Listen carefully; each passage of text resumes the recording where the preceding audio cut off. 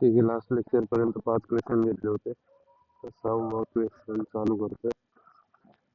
6वा question थोडा वेगळा आहे. त्याचं रिझन आहे, क्वेश्चन जो आहे तो टेबल फॉर्मॅटमध्ये दिलाय आणि मोस्ट ऑफ एक्झाम मध्ये पण मला वाटतं टेबल फॉर्मॅटमध्ये बायबॅकचा क्वेश्चन येऊ शकतो. कठीण नाहीये, सेम आहे, फक्त डेटा टेबलमध्ये दिला. आता ज्यावेळी असा डेटा प्रोव्हाइड करतील त्यावेळी एक गोष्ट माहिती असणं इम्पॉर्टंट आहे, कुठला कुठला फ्री रिझर्व आहे आणि कुठला कुठला फ्री रिझर्व नाहीये. सो हे मी मध्ये होमवर्क मध्ये बोललो होतो बायबॅकच्या लेक्चर मध्ये, की कुठलं कुठलं फ्री रिझर्व आहे, कुठलं कुठलं फ्री रिझर्व नाहीये, त्याची लिस्ट बनवून ठेवायची. हे काम होतं, नसेल केलं तर मी नाही घेणार आहे, त्याचं काम त्यांनी करावं. तर फ्री रिझर्वची लिस्ट बनवायला सांगितली होती, जर नसेल बनवली लेक्चर बघायच्या आधी आधी लिस्ट बनवायची, फ्री रिझर्व कोणते असतात, फ्री रिझर्व काय असतं, कोणते फ्री रिझर्व नसतात, ते सगळी लिस्ट बनवायची आणि समजून घ्यायचं. ओके, मी डायरेक्ट क्वेश्चनला स्टार्ट करतोय. आता प्रत्येक गोष्ट छोटी छोटी मी नाही घेऊ शकत.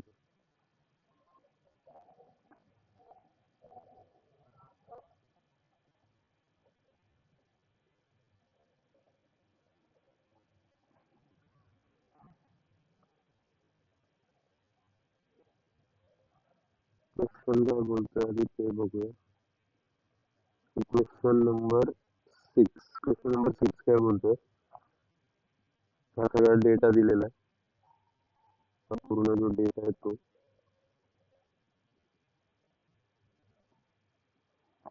डेटामध्ये काय दिलं सगळ्यात आधी,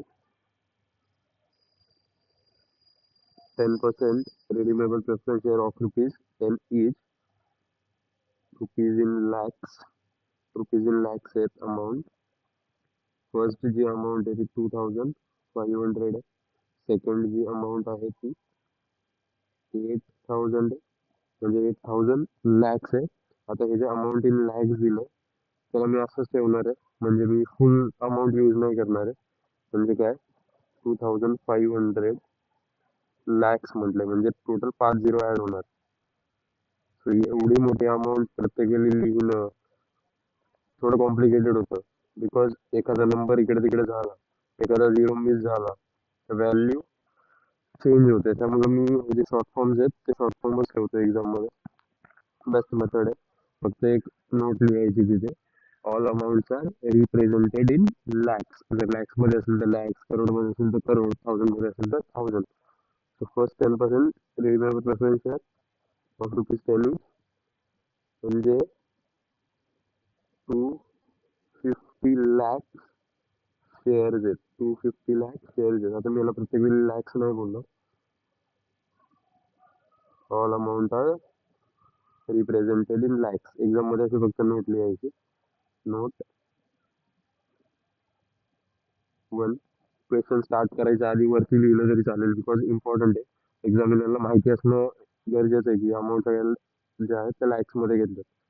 all amount are represented in lakhs अशी नोट लिहायची. रिप्रेझेंटेड इन लॅक्स अशी नोट लिहायची सगळ्यासाठी.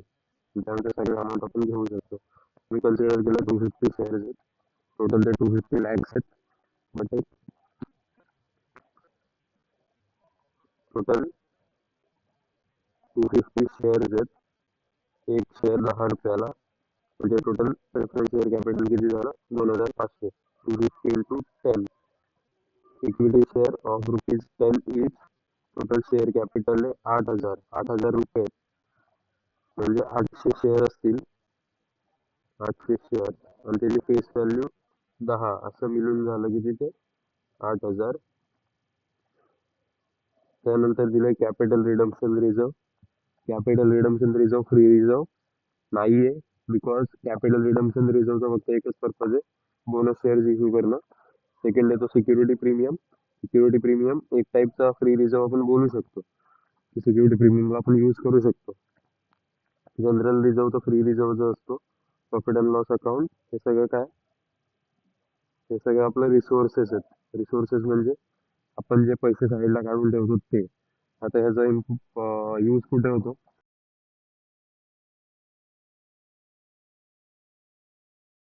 किती number of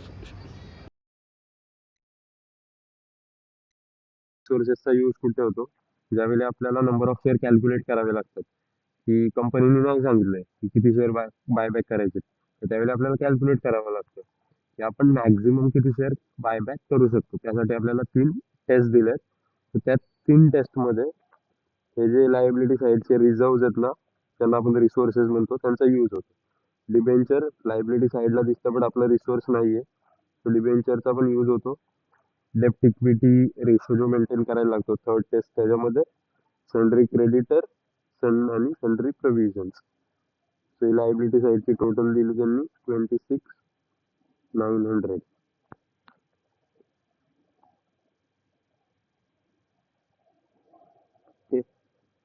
asset fix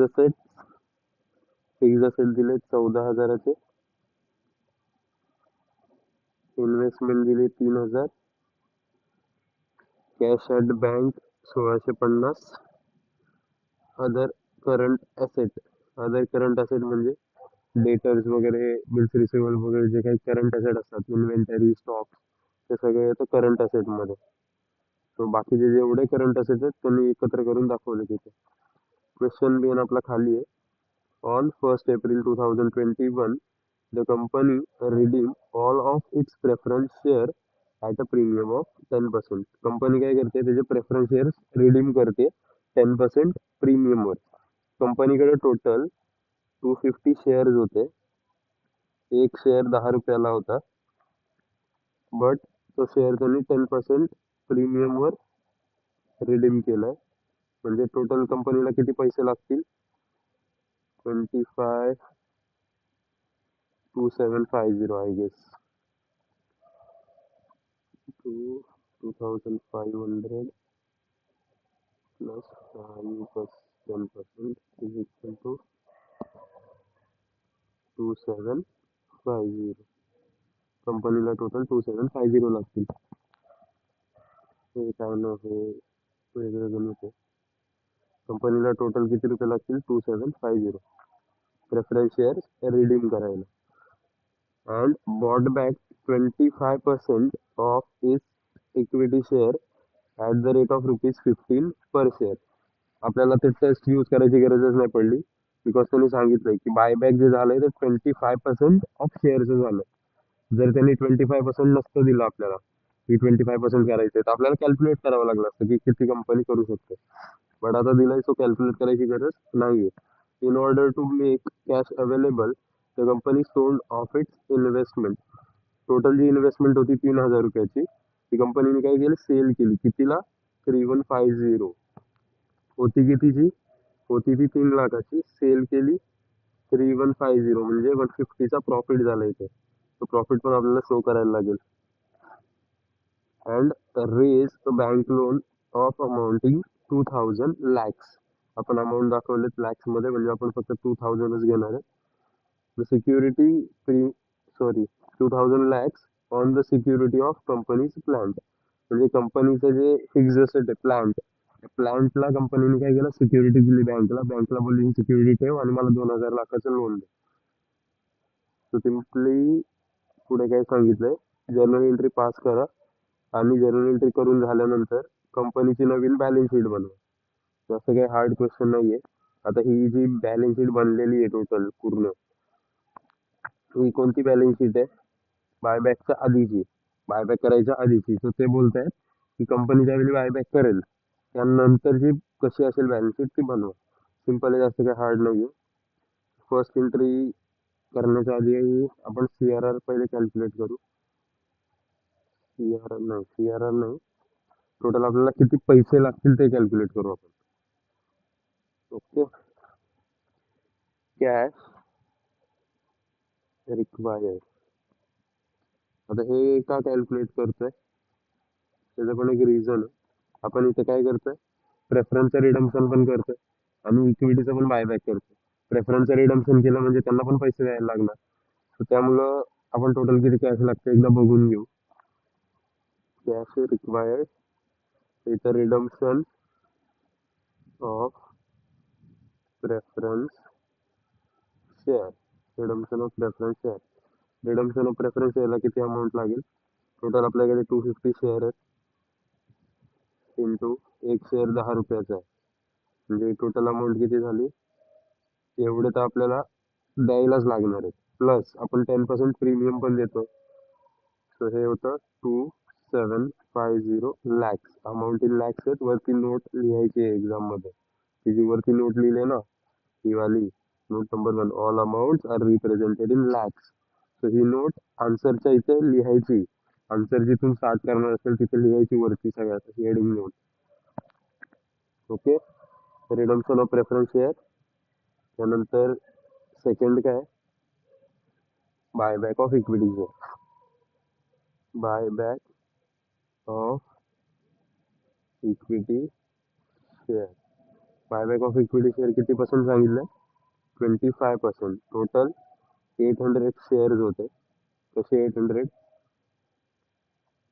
8000 amount आहे, एक शेअर 10 रुपयाचा आहे, म्हणजे टोटल शेअर किती असतील? 800. सो 800 शेअर्स, 800 शेअर्स आहेत, एक शेअर आहे 10 रुपयाचा. सॉरी, आपण किती शेअर बायबॅक करायचे ते काढतोय ना. आपण केले 25% बायबॅक. टोटल 800 शेअर होते, पण आपण 25% बायबॅक केले, म्हणजे किती? 200 शेअर, 200 शेअर. 800चा 25%. Buyback price 15 rupees. So 200 share into 15. एक शेअर 15ला बायबॅक केला, किती? 0 0 3. टोटल आपल्याला इथे 3000 रुपीज लागतील. टोटल अमाऊंट रिक्वायर किती येईल? Total amount required is equal to 2750 plus 3000, that is equal to 5750. आता हे अमाऊंटचं कॅल्क्युलेशन करणं या क्वेश्चनमध्ये इम्पॉर्टंट नव्हतं, बट काही काही क्वेश्चन जे आहेत ना त्यांच्यामध्ये सगळ्यात आधी हेच कॅल्क्युलेशन करावं लागतं. सो एक एक्स्ट्राची नोट आहे ही. फुकट टाइम वेस्ट झाला असं बोलणं तरी काही फरक नाही पडत, बिकॉज ह्या कॅल्क्युलेशनची तर गरजच नव्हती. बट पुढे जे कॅल्क्युलेशन येतील ना त्याच्यामध्ये याचा यूज होईल म्हणून मी ते करून दाखवलं की टोटल अमाऊंट कशी काढतात, किती लागणार आहे कंपनीला ती. आता आपण करूया मेन कॅल्क्युलेशन जे प्रत्येक सममध्ये करायचं आहे बायबॅकच्या. First CRR. CRR कसं काढतात? CRR चा फॉर्म्युला है face value of buyback, face value of buyback minus face value of fresh issue. Face value of fresh issue, आपण फ्रेश इशू केलाच नाहीये. फेस वैल्यू ऑफ बायबॅक किती आहे? शेअर कितीचा होता? शेअर होता 10 रुपयाचा, बायबॅक केला 15ला. ओके, मायनस 0 बिकॉज काही फ्रेश इशू केलंच नाहीये. तर हे झालं टोटल 2000. म्हणजे CRR कितीचा बनवायला लागेल आपल्याला? 2000. आता एक क्वेश्चन असा आहे, CRR आधीपासून इथं आहे, CRR मध्ये बॅलन्स 1000 आहे, म्हणजे आपल्याला अजून 1000 बनवायचा आहे का? The answer is no. आपण जे CRR कॅल्क्युलेट करतो ते नवीन CRR कॅल्क्युलेट करतो की आपल्याला अजून किती CRR मध्ये ऍड करायचं आहे. सो हे वाला 2000 आहे ना, हे ऍड करायचे, म्हणजे टोटल CRR मध्ये किती दिसतील तिथे? 3000. ओके, जर्नल एंट्रीज करायला स्टार्ट करू. सगळ्यात आधी काय करायचंय? सगळ्यात आधी एंट्री मारायची फ्रेश इशूची. फ्रेश इशू तर केलंच नाहीये. फ्रेश इशू नंतर आपण एंट्री कसली करतो? ऍसेट वगैरे सेल केलं असेल तर त्याची. ऍसेट आपण सेल केलंय, याच आपण आपली इन्व्हेस्टमेंट सेल केली होती, 3000 रुपयाची इन्व्हेस्टमेंट 3150 ला सेल केली. तर सेल केल्याची एंट्री काय येते? बँक मध्ये पैसे आले, bank account debited, bank account झालं debit. To investment account, investment sale केली म्हणून investment account, investment account.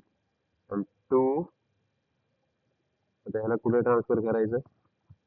Capital reserve बनलेला आहे, कॅपिटल रिझर्व बनलेला नाहीये. रूलच्या हिशोबाने प्रॉफिट जे आहे ह्याच्यावरचं प्रॉफिट अँड लॉसला जाऊ दे. तो प्रॉफिट अँड लॉस अकाउंट. मला जे प्रॉफिट झालं मी प्रॉफिट अँड लॉसला दाखवलं. टोटल माझ्याकडे किती पैसे आले 3150, बिकॉज मी 3150ला सेल केली. इन्व्हेस्टमेंट होती 3000ची. मला प्रॉफिट झाला 150चा. फर्स्ट एंट्री समजली. पैसे किती आले 3150. इन्व्हेस्टमेंट सेल केली त्यामुळे पैसे आले. इन्व्हेस्टमेंट होती 3000ची आणि मला प्रॉफिट झाला 150. असं त्याचं बायफर्केशन. सेकंड एंट्री काय, मी बँकेकडनं लोन घेतले. बँकेमध्ये पैसे येतील, बँक अकाउंट डेबिट होईल. बँक अकाउंट डेबिटेड टू, आता बँकेचं नाव दिलं असेल तर ते नाव टाकायचं. पण बँकेचं नाव नाही दिलंय सो मी फक्त लिहितो to bank loan account. To bank loan किंवा लोन अकाउंट टाकलं तरी चालेल. Bank loan account, but bank loan more specify करतं की मी बँकेकडून लोन घेतलं. मी फक्त लोन लिहिलं तर असं स्पेसिफाय नाही करत ना. बँकेकडनं कितीचं लोन घेतलंय 2000. बँकेकडनं लोन घेतलंय 2000.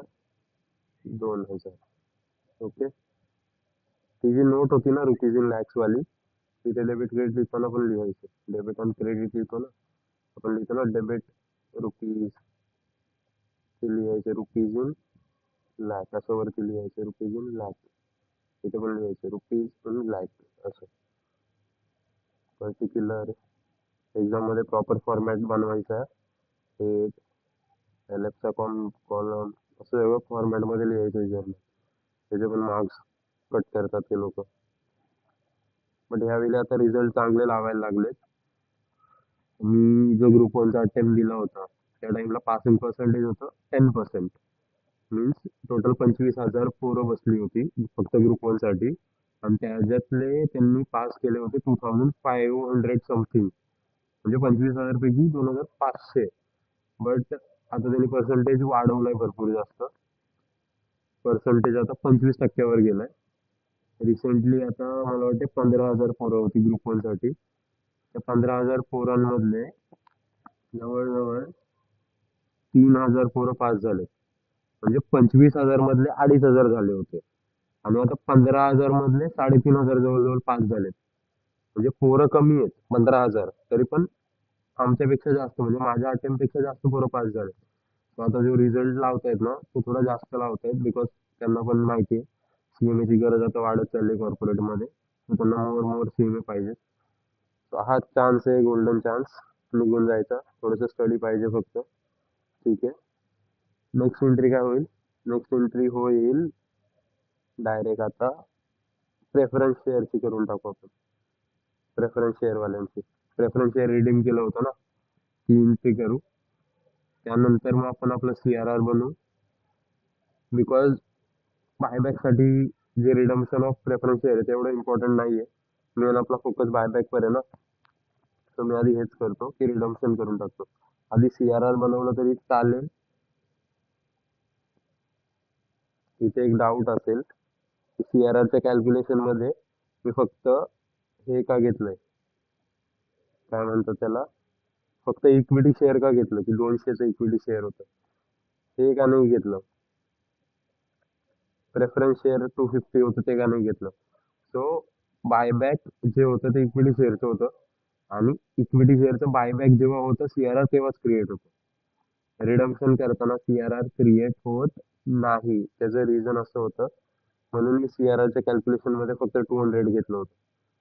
Okay. So redemption of preference share, preference share capital account debited. त्याला मी काय केलं, डेबिट केलं. का डेबिट केलं, प्रेफरन्स शेअर रिडीम करतोय. रिडीम करतोय म्हणजे शेअर कॅपिटल कॅन्सल होणार, कॅन्सल झालं म्हणून ते डेबिटला आलं. ओके. प्रेफरन्स शेअर डेबिटेड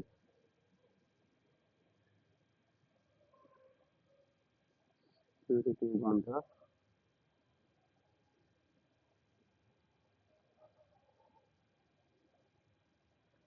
थोडीशी एंट्री चुकली आहे, एक एंट्री ऍड करावी लागेल आपल्याला. प्रीमियम पण पे करायचं आहे ना त्यांना. सॉरी, थोडं कन्फ्युजन झालं असेल तर. ह्या 2 एंट्री क्लिअर असतील. सो थर्ड एंट्री आपण याची करणार आहे, प्री रिडम्शनची. रिडम्पशन जे आहे ते प्रीमियमवर झालंय ते माझ्या लक्षातच नाही आलं. प्रीमियम आहे ना रिडम्पशन मध्ये, तर आपल्याला आधी रिडम्पशन काय करायला लागेल, ते जे प्रीमियम आहे ते साईडला काढावं लागेल. आपण कुठून काढतो, सगळ्यात आधी एसपी चा यूज करतो. तो SP account debited to premium payable on redemption of preference share, short form मध्ये लिहिलंय premium payable on redemption of preference share. Same आपण जे बायबॅक मध्ये करतो तेच आहे. इथं मी काय केलं, एसपी अकाउंट डेबिट का, म्हणजे मला जे प्रीमियम पे करायचंय ते पे मी कुठून करतोय, एसपी मधून. म्हणजे एसपी मधला बॅलन्स काय होणार, कमी. एसपी दिसतं कुठं, लायबिलिटीला. लायबिलिटी कमी झाली म्हणजे लायबिलिटी येणार डेबिट साईडला. प्रीमियम किती होतं टोटल, 250चं. ऍक्च्युअल मध्ये मला त्यांना एवढं पे करायचं होतं, बट मी त्यांना पे किती करतोय, एवढं. म्हणजे मी किती एक्स्ट्रा पे केलं त्यांना, 250, म्हणून टोटल 2750 झालं. तुम्हाला एसपी मध्ये किती बॅलन्स बघावं लागेल. सिक्युरिटी प्रीमियम मध्ये अकाउंट, सॉरी, सिक्युरिटी प्रीमियम मध्ये बॅलन्स आहे 800. इनफ बॅलन्स आहे, त्यामुळे मला दुसऱ्या रिझर्व यूज करायची गरज नाही पडणार. 250. आता एंट्री काय होईल, आता एंट्री जी मगाशी आपण केली होती, preference share capital account debited premium payable on redemption of preference share account debited. आहे ना, एक लाईन मध्ये लिहिणं एवढं सगळं पॉसिबल नाहीये. 2 लाईनचा यूज केला तरी चालेल, एक्झाम मध्ये काही रिस्ट्रिक्शन नाहीये. ही एंट्री फक्त एकाच लाईन मध्ये बसली पाहिजे. मी पण 2 लाईनचा यूज करतो, जर नसेल बसत तर गाच मी एकदम असं गिचमिड गिचमिड नाही करायचं. ओके. टोटल शेअर कितीचं होतं, 2500चं. कसं काय 2500 आले, 250 शेअर्स आपण जे रिडीम केलेत ना प्रेफरन्स शेअर, 250 शेअर होते. एक शेअर 10 रुपयाचा होता.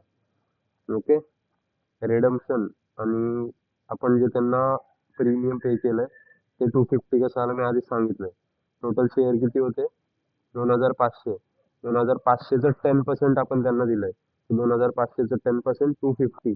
असं टोटल प्रेफरन्स शेअर होल्डरला किती पे करायचंय, to preference share holder account. वरती शेअर कॅपिटल, खाली शेअर होल्डर. शेअर होल्डरला किती पैसे द्यायचे, 2750. सिंपल. आता पेमेंटची एंट्री येईल, किती पे करायचंय त्याला. ते पे केल्यानंतर आपल्या बँक अकाउंट मधून पैसे जातील. बँक अकाउंट कुणाला पे केलं, डेबिट द रिसिव्हर. रिसिव्हर कोण आहे, प्रेफरन्स शेअर होल्डर अकाउंट. तो पैसे रिसीव्ह करेल, बिकॉज आपण त्यांना जे शेअर दिले होते ते रिटर्न घेतलेत, म्हणून आपण त्याला काय केलं, पे केलं. 2750. एंट्री क्लिअर आहे. 2 एंट्र्या, 2 नाही ऍक्च्युली 3 एंट्री केले इथं मी. ही वाली, ह्याच्यामध्ये काय केलं, प्रीमियम बनवून ठेवलं कुणासाठी, प्रेफरन्स शेअर साठी. त्यानंतर इथे काय केलं, इथे ड्यू केलं मी. कशाला, रिडम्पशनला. इथे नॅरेशन काय येईल, being redemption of preference share due. त्यानंतर एंट्री इथे being payment of redemption of preference share. आपण जे ड्यू केलं होतं त्यांचं पेमेंट करून टाकलं. 6 नंबरची एंट्री काय होईल, सिम्पली आपण सीआरआर बनवू. 6 नंबरला सीआरआर किती अमाऊंट आली होती, सीआरआर ची अमाऊंट होती 2000. राईट आहे, सीआरआर होतं 2000. सीआरआर कुठून बनतं, सीआरआर साठी आपण सगळ्यात आधी कुठून बॅलन्स घेतो, जी आर मधून. जी आर नाही, फ्री रिझर्व मधून. तर फ्री रिझर्व मध्ये जी आर आहे, प्रॉफिट अँड लॉस आहे. तर जी आर अकाउंट डेबिटेड. जी आर मध्ये किती बॅलन्स आहे आपल्या, कुठे गेलं जी आर, जी आर, जी आर मध्ये बॅलन्स आहे 6000. आपल्याला पाहिजे 2000. सो आपल्याला दुसरीकडे पैसे घ्यायची गरजच नाही पडणार. G R account debited to C R R account. एवढा मोठा क्वेश्चन एक्झाम मध्ये मला नाही वाटत चान्सेस आहे, बिकॉज रिडम्पशन, प्रेफरन्स शेअर, परत त्यात त्यांनी बायबॅक पण टाकला, रिडम्पशन पण टाकला आणि बॅलन्स शीट पण टाकली. बॅलन्स शीट पण बनवून दाखवा. एवढा मोठा क्वेश्चन 7 मार्क्स साठी येणं कठीण आहे, नाही येणार एवढा मोठा क्वेश्चन. आला तर बायबॅक येऊ शकतो, रिडम्पशन वाला पार्ट काढून टाकतील टोटली, आणि बॅलन्स शीट म्हणजे बायबॅक आणि बॅलन्स शीट. ओके. 7 नंबरची एंट्री काय होईल? 7 नंबरची एंट्री होईल premium payable on buyback. So बायबॅकवर आपल्याला जे प्रीमियम पेवर करावं लागेल, कुठून पे करणार? SP मधून. So SP account debited to, एक मिनिट, SP मधलं प्रीमियम आपल्याला पुरतंय का बघावं लागेल ना. किती शेअर्स होते, फेस व्हॅल्यू किती होती? एवढी. ही फेस व्हॅल्यू होती ना शेअरची, आणि त्याच्यावर आपण प्रीमियम किती पे केलं? 1000. कसं 1000 आलं? इथे मी काय कॅल्क्युलेट केलं होतं? टोटल मी त्यांना किती पे केलंय ते. सो टोटल मी त्यांना पे केलंय 3000. टोटल मी किती पे केलंय त्यांना? 3000. तर टोटल जर मी त्यांना 3000 पे केलंय, अँड त्याची फेस व्हॅल्यू 2000 आहे, तर प्रीमियम किती आहे? 1000. सेकंड लँग्वेज मध्ये सांगायचं झालं तर 200 शेअर्स होते जे मी बायबॅक केले, इंटू प्रीमियम किती दिलं? 5 रुपये. 10 रुपये त्याची फेस व्हॅल्यू, प्लस मी त्याला 15ला बायबॅक केलं, म्हणजे 15 मायनस 10, 5, असं टोटल झालं 1000. दोन मेथड समजायचं, ज्या मेथडने समजेल ते. तुम्हाला 1000 पाहिजे होते. SP मध्ये किती बॅलन्स राहिलाय? 1000 तर मी इथे यूज केला. 1000 म्हणतोय, इथे मी किती यूज केला ह्याच्यासाठी? इथे मी 250 यूज केला, म्हणजे आता SP मध्ये किती बॅलन्स राहिला? 800 minus 250, that is equal to 550. So माझ्याकडे SP मध्ये बॅलन्स आहे 550. So SP account debited 550. अजून मला 450 पाहिजे, तर 450 मी घेतो GR मध्ये, बिकॉज GR मध्ये किती बॅलन्स होता? भरपूर बॅलन्स होता. किती होता आता आठवत नाही, बट होता भरपूर. GR account debited to premium payable on buy back. Premium payable on buy back. Okay. Total किती आहे? 1000. आता सिम्पली बायबॅक ड्यू आणि बायबॅक पेमेंट. बायबॅक ड्यूची एंट्री काय होते? Equity share capital account debited to, to नाही येणार, प्रीमियम पण येईल ना. Premium payable on buyback account debited to equity share holder account. Equity share holder account. So हे झालं 1000, त्याची फेस व्हॅल्यू होती 2000. असं टोटल आपण त्यांना पे करणार आहे 3000. अमाऊंट कशा आल्या? टोटल 200 शेअर बायबॅक करायचे, face value 10. Total 200 share buyback करायचे, प्रीमियम पे केलं 5. असं बायबॅक प्राइस दोघांची मिळून झाली 15. आणि total share 200. 200 into 15 is equal to 300. अशी ती अमाऊंट आली. आता लास्टची एंट्री सगळ्यात सोपी आहे. Equity share holder account debited to bank account. ठीक आहे. थोडा मोठा सम होता, त्या मोठ्या समला मी अजून मोठा केला, एक्स्ट्राचे वर्किंग्स वगैरे करून घेतले. बट ठीक आहे, हे वाले वर्किंग्स आहेत ना, ते युजफुल आहे, बिकॉज पुढे 1-2 असे सम आहेत ज्याच्यामध्ये त्याचा भरपूर यूज होतो. क्वेश्चन नंबर 7 स्टार्ट करायचं आहे.